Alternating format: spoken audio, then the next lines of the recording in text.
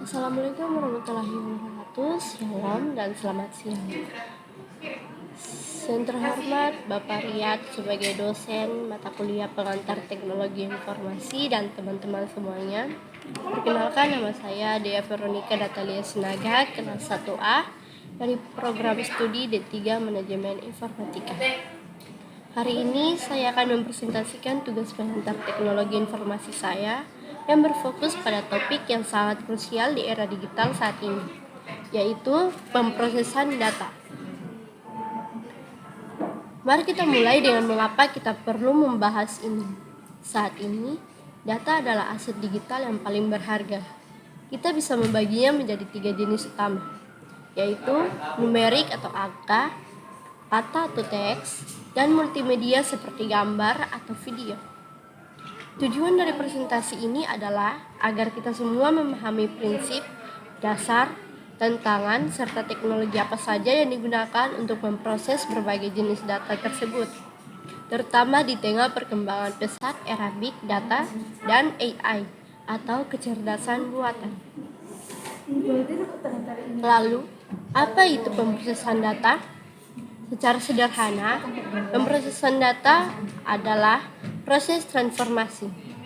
Kita mengambil data mentah lalu melalui tahapan input, pengurutan, hingga perhitungan, untuk akhirnya menghasilkan informasi yang terstruktur dan bermanfaat. Visi kedepannya adalah menjadikan pemrosesan data ini sebagai fondasi otomatisasi pengetahuan. Kita ingin data bukan sekedar tumpukan angka, tapi dasar bagi pengambilan keputusan yang cerdas.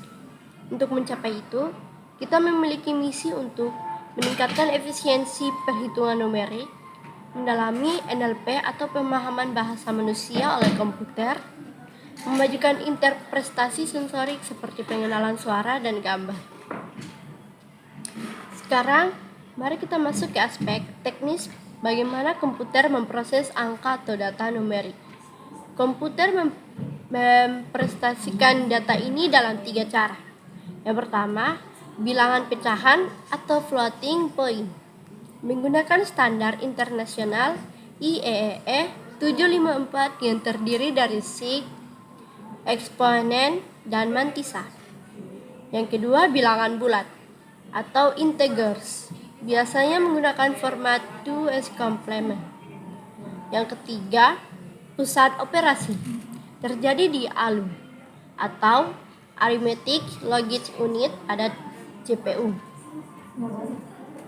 Perlu kita ketahui bahwa pusat dari seluruh operasi matematika ini terjadi di dalam CPU, tepatnya pada unit yang disebut ALU atau Arithmetic Logic Unit. Disinilah semua logika dan perhitungan angka diselesaikan dengan kecepatan tinggi. Selanjutnya, setelah memahami bagaimana angka dipresentasikan, sekarang kita lihat bagaimana angka-angka tersebut diolah. Ada 4 jenis operasi yang dilakukan oleh komputer. Yang pertama, aritmatika. Operasi dasar seperti tambah, kurang, kali, dan bagi. Yang kedua, relasional. Digunakan untuk membandingkan nilai, misalnya menentukan apakah suatu angka lebih besar, lebih kecil, atau sama dengan angka lainnya. Ketiga, logika. Menggunakan operasi bolehan seperti AND, OR, dan NOT untuk pengambilan keputusan logika. Penerapan operasi numerik ini sangat luas, mulai dari analisis statistik, pembuatan grafika komputer yang berbasis perhitungan matriks, hingga simulasi sains yang kompleks. Selanjutnya, kita berpindah ke pemrosesan data berupa kata atau teks. Agar komputer bisa mengenali huruf, kita memerlukan apa yang disebut sebagai encoding karakter. Dulu kita menggunakan ASCII yang merupakan standar awal untuk bahasa Inggris. Namun sekarang kita menggunakan standar modern, yaitu Unicode D UTF datar 8-16 yang mencakup hampir seluruh bahasa dan simbol di dunia. Untuk mengolah teks ini secara lebih cerdas, kita menggunakan metode yang disebut Natural Language Processing atau NLP. NLP memiliki beberapa tahapan penting agar teks bisa dipahami oleh mesin. Yang pertama, tokenisasi. Proses memecah teks yang panjang menjadi unit-unit kecil seperti kata atau tanda baca. Yang kedua, normalisasi.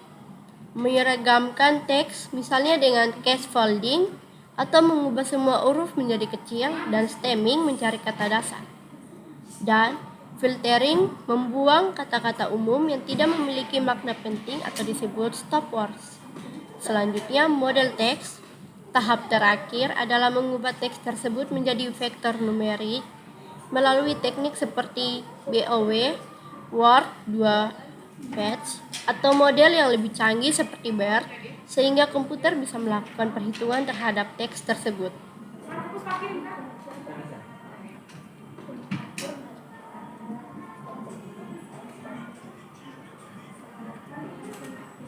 Sekarang kita berpindah ke data yang sangat umum kita temui sehari-hari, yaitu gambar dan video. Gambar. Komputer melihat gambar sebagai matriks piksel, di mana setiap titik memiliki nilai warna berdasarkan model RGB, red, green, dan blue. Video. Sebenarnya adalah urutan frame gambar yang diputar dengan sangat cepat sehingga terlihat bergerak. Dalam pengolahannya, kita menggunakan teknik filtering untuk menajamkan atau menghaluskan gambar, serta kompresi seperti MPEG agar ukuran file tidak terlalu besar tanpa mengurangi kualitas secara drastis. Ada juga teknik motion tracking untuk mendeteksi pergerakan objek dalam video. Selanjutnya, selain visual ada juga pemrosesan data audio. Representasi, suara yang aslinya berupa gelombang analog diubah menjadi digital melalui proses sampling dan kuantisasi. Kompresi, standar MP3 yang sering kita gunakan bekerja dengan model psikoakustik, yaitu membuang komponen suara yang tidak bisa didengar oleh telinga manusia agar ukuran file mengecil. Ketiga, analisis spektral. Kita menggunakan Phase Fourier Transform atau FFT untuk memecah sinyal suara menjadi frekuensi-frekuensi penyusunan yang sangat berguna dalam aplikasi pengenalan suara. Tantangan dan solusi multimedia. Yang pertama, masalah utamanya adalah volume data yang masif dan kebutuhan daya komputasi yang sangat tinggi. Solusi untuk mengatasinya, kita sekarang mengandalkan GPU atau Graphics Processing Unit yang jauh lebih cepat daripada CPU. Biasa untuk tugas ini. Selain itu, penggunaan cloud computing dan teknik kompresi tingkat tinggi menjadi kunci agar data multimedia dapat diakses dengan lancar di mana saja.